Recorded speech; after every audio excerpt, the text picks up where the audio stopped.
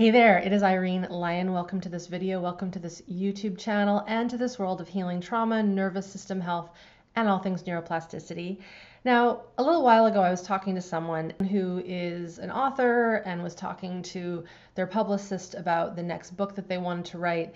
And the idea was, what would it be like to write a book on emotions? And the publicist sort of said, nah, books on emotions, they don't sell. And I thought that was really interesting. And there's two parts to this story. So I thought about that for a little while. So just shelf that idea for a second. And then the other thing that I'm starting to see more and more out in the world of the internet are these inaccurate pieces of information, namely this. Now, this is not me saying this. This is what I see other people saying.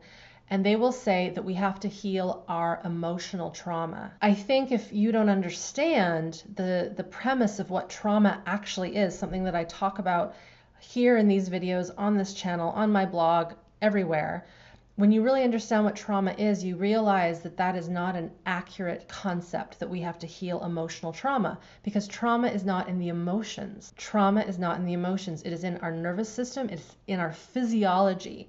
Emotions are real. We know that. Sadness, anger, grief, disgust, fear, surprise, joy, the basic human emotions. They're real, but they don't become damaged. We might suppress emotion, we might hold it back, or we might have emotions that are crazy all over the place where we're feeling and sensing and not knowing what to do. It might feel out of control, right? That's one way that we experience emotions, or we can be really numbed out. But what creates that chaos or that numbing isn't the emotions themselves. Meaning we don't need to heal emotional trauma because it doesn't exist. What we need to heal is the actual dysregulation of the nervous system and the dysregulation of the body systems that are impacted by stored traumatic stress. I'm going to repeat that again.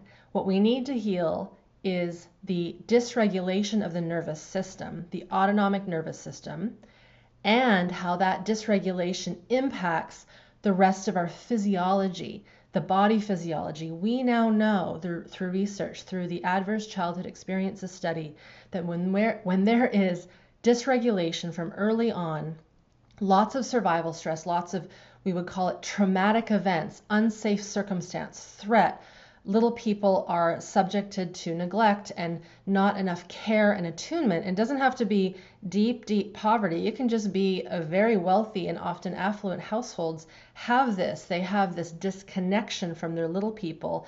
There's misattunement, and that is damn scary to a child and a baby, an infant. And so it creates this organism that is dysregulated. So the nervous system, the autonomic nervous system, is just like in chaos, or it's just shut down.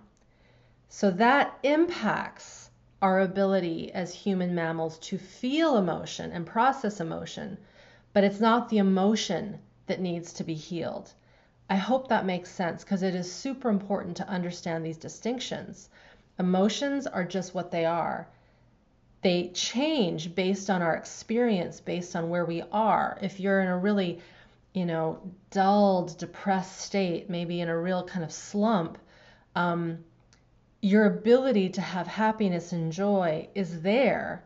But what creates that, what brings that back into kind of effervescence in life, isn't healing the emotions. It's healing what is underlying those emotions, which is our stress physiology, our autonomic nervous system being dysregulated, and then the other parts of our internal body system, mainly our viscera, our organs, our muscles, our cardiovascular system, our immune system. Those systems impact our capacity to feel the emotions.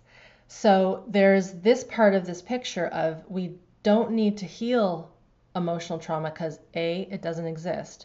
What we need to heal is the dysregulation of the nervous system, because it does exist, and then it impacts our ability to feel emotions and then how we interpret them in our brain. So that's the other important piece to this puzzle with emotions. Emotions are not, we interpret them in our brain, but they start in our body. Ask anyone to track their emotions.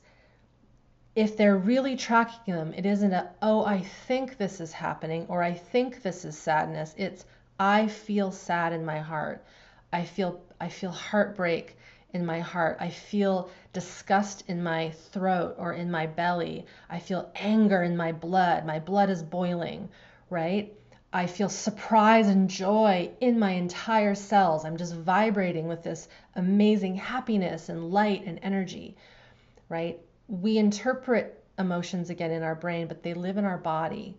They live in our body and they start in our body, which is why one of the premises, one of the most important parts about healing our nervous system and healing our past hurts is we have to get into our body.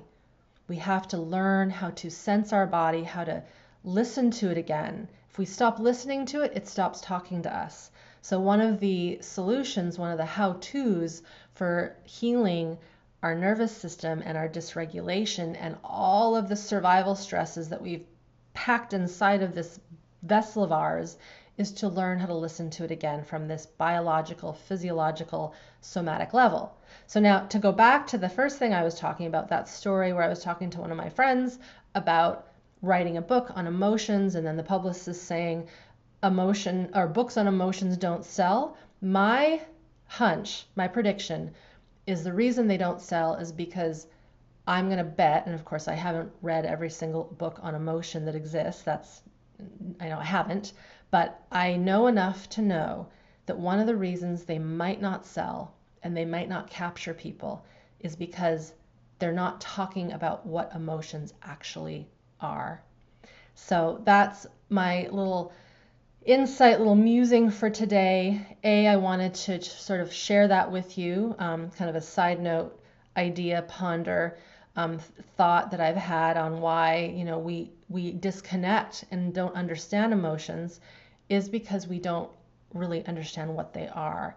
So I hope this video has given you a little snippet into how emotions play a part in our healing, but they are not to be healed. What needs to be healed is the nervous system physiology, the survival stress that's living in us. We have to learn how to integrate that and release that and really get control over it in a healthy way.